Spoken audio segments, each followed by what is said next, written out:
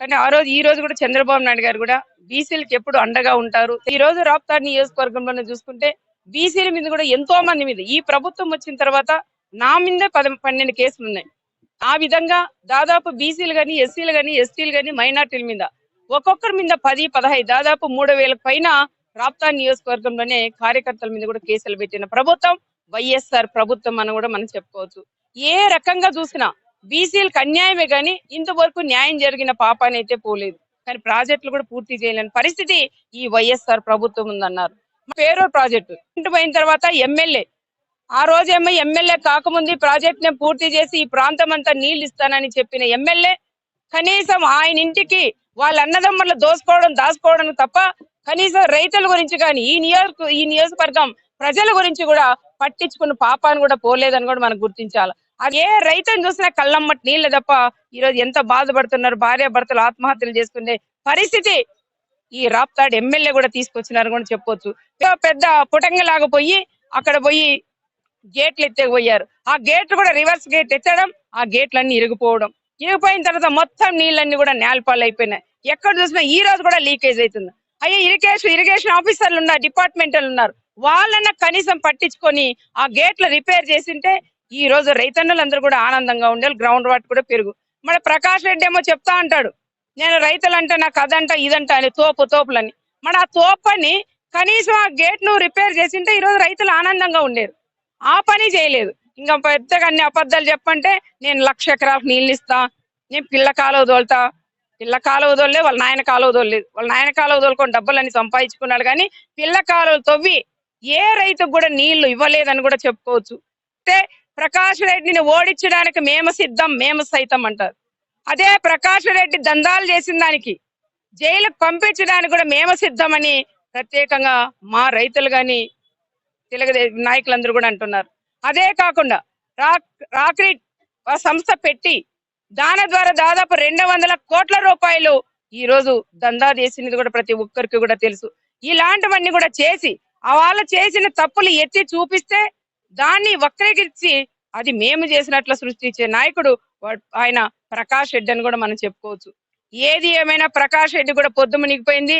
ఇంకా తట్ట చాప చుట్టుకొని బయటికి పోయే పరిస్థితులు దగ్గరలో ఉన్నాయని ప్రకాష్ రెడ్డి కూడా చెప్తున్నాం. మా ప్రజలందరూ కూడా సిద్ధంగా ఉన్నారు. రాప్తాడు నియోజక ప్రజలందరూ కూడా ఎప్పుడు ఎలక్షన్లు వస్తాయా ఓటు వేయాలా, మంచి మెజార్టీతో ప్రకాష్ రెడ్డి కన్నా ఎక్కువ మెజార్టీ రావాలని ఎంతో మంది కూడా కష్టపడుతున్నారు.